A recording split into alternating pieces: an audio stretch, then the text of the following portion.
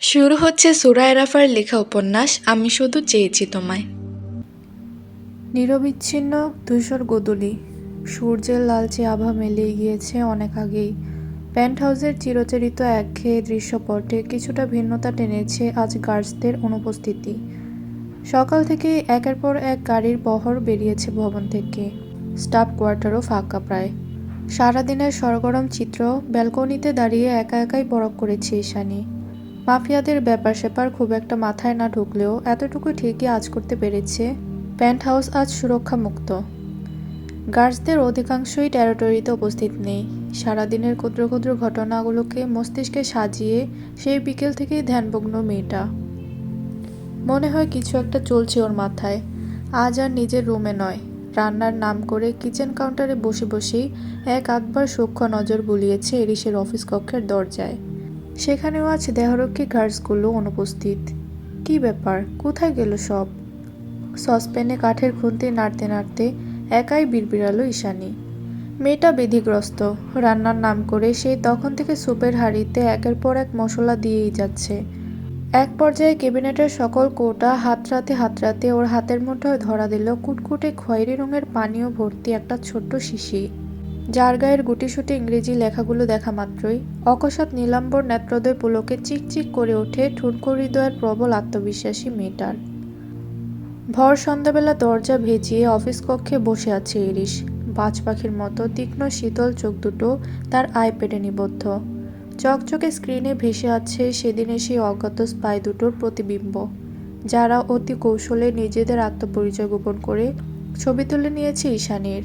ছবিগুলো ইতিমধ্যে ছড়িয়ে পড়েছে সর্বত্র।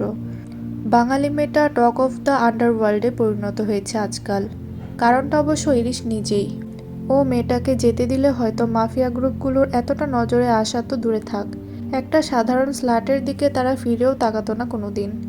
কিন্তু একটা সাধারণ মেয়ের সুরক্ষা কবচ যদি হয় স্বয়ং এরই শিউভান, তবে অন্য মাফিয়াদের কুটিল নজর আর হিংস্র থাবার সম্মুখীন হওয়াটা তো অস্বাভাবিক কিছুই নয়।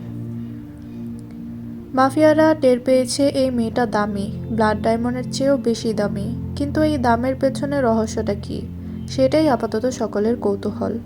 যে মেয়েটাকে খারাপভাবে ভেঙে ফেলার উদ্দেশ্যেই রাশিয়ান পেন্টহাউসে নিয়ে আসা, আজ তাকেই বারবার সুরক্ষা দিতে ব্যতিগ্রস্ত ইরিশ।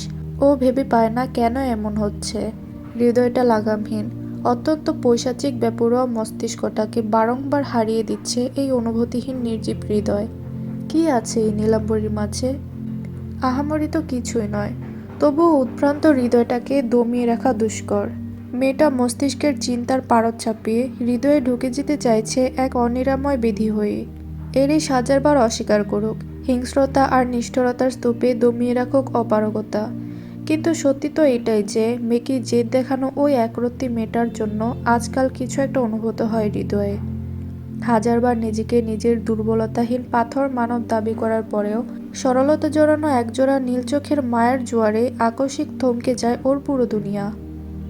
সুকৌশলী নেত্রপল্লব আইপ্যাডে নিবদ্ধ থাকলেও মস্তিষ্ক জুড়ে সরলতার সূক্ষ্ম বিচরণ। বিরক্ত হয়ে দাঁতে দাঁত চেপে থমথমে মুখে বসে আছে ইরিশ। কুনুয়ের উপর সমস্ত শরীরের ভার ছেড়ে দিয়ে টেবিলের দিকে ঝুঁকে আছে খানিক। ঠিক এমন সময় নিঝুম রাতের নিস্তব্ধতা ছাপিয়ে দরজার ওপাশ থেকে ভেসে আসে একজোড়া নীরব পদধ্বনি, সেই সাথে রিনঝিন নূপুরের মাদকীয় আওয়াজ। সামান্য নূপুরের আওয়াজে কর্ণকুহর সচকিত হয় ইরিশের।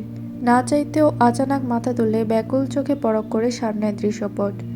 ইরিশ চাইতে না চাইতেই দরজা ঠেলে ধীর পায়ে ভেতরে প্রবেশ করে ঈশানী। মেয়েটার চোখে মুখে রাজ্যের কুণ্ঠা।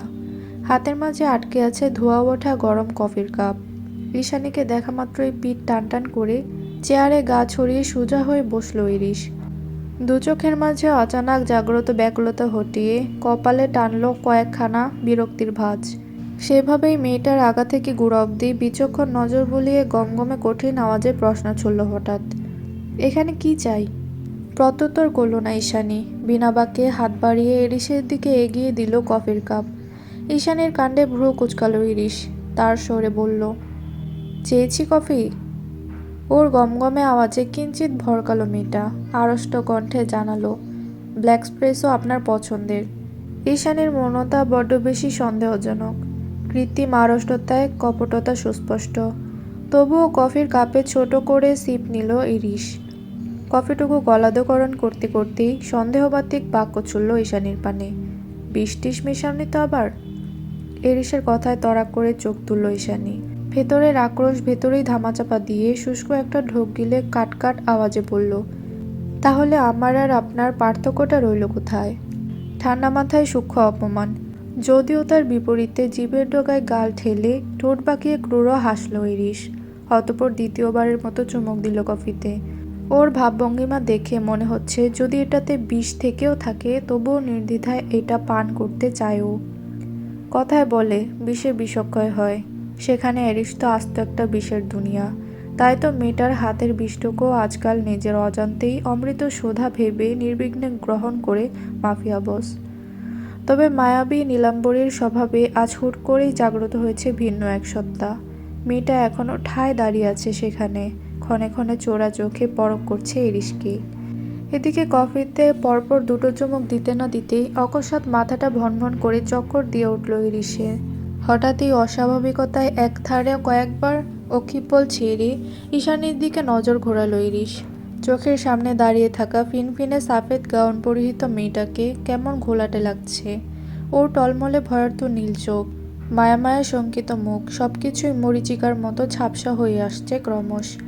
চোখের পাতা ভার হয়ে এসেছে অযাচিত মরণ ঘুমের ত্বরণে। সচল মস্তিষ্কটা পুরোপুরি কর্মক্ষম হয়নি এখনো, তাও চোখ দুটো মেলে রাখা যুদ্ধজয়ের সমানুপাতিক।